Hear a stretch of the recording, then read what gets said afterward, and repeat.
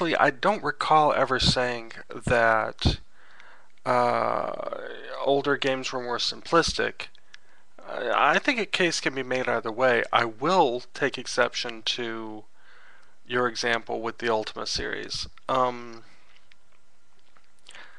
There's a lot of nostalgia factor there. Now, I'm not saying, that 4 wasn't a great game, but if you go back and play 3, which a lot of people think, was a really good game, it's not a bad game, but well, for one thing, you were talking about how every key on the keyboard had a use.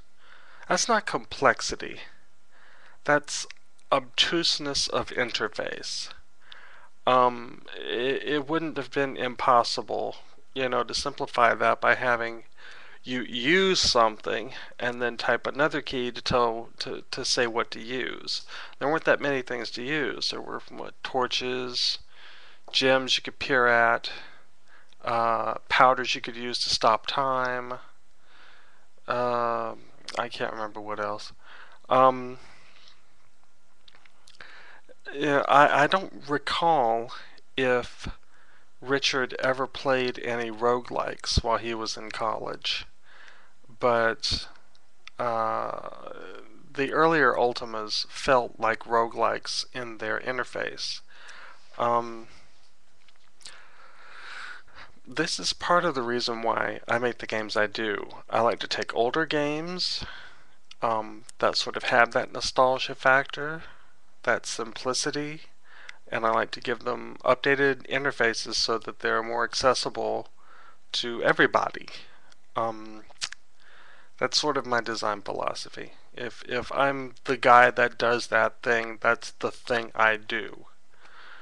Um, of course, I've only done it once so far, so it doesn't really count yet.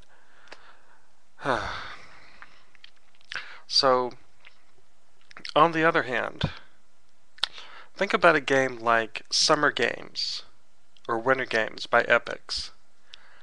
The included games were basically mini games. They'd be right at home nowadays in something like WarioWare, and yet we got together with 6 friends and all picked a different country and played these mini games to the best of our abilities while waiting 5 minutes for each one to load. Ugh.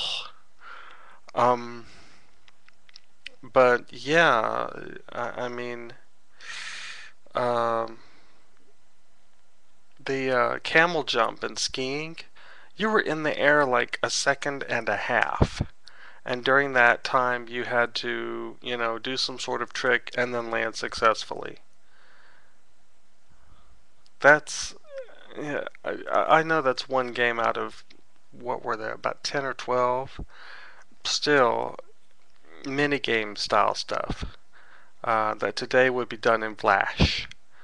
Um, in fact, I would love to see Winter Games or Summer Games remade in Flash. Someone get on that right now. Um, so, mixed bag, you know. Uh, Ultima 3 in particular, if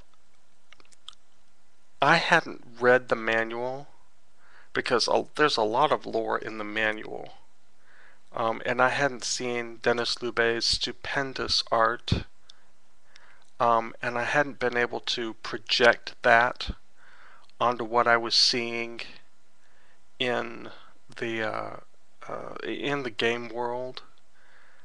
I would probably not have liked Ultima 3 nearly as much as I did, because when you get right down to it, the game is a money grind. You grind monies to get your stats up. That's pretty much all you do. And yes, you find a couple of quest items, and then you go and defeat the big bad. But the majority of that game, grinding money for stats. Um,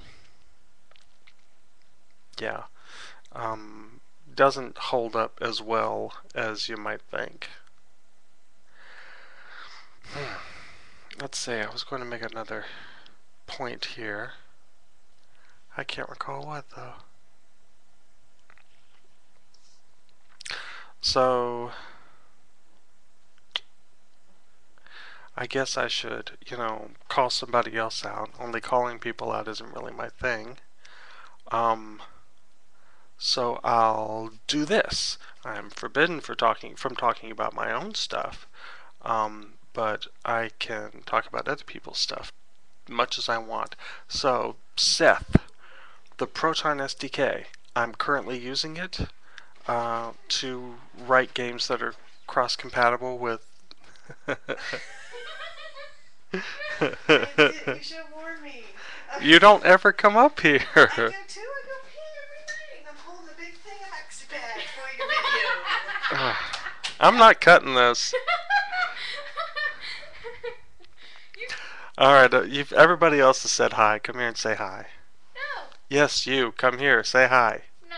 Say hi to the internet. No. I already said hi to the internet when I was 11. Alright, fine. What was I saying? Oh, right, Seth. The Proton SDK. I'm currently using it for cross-compatibility on PC and Android. I'm liking it. What possessed you to write it? And what possessed you to give it away?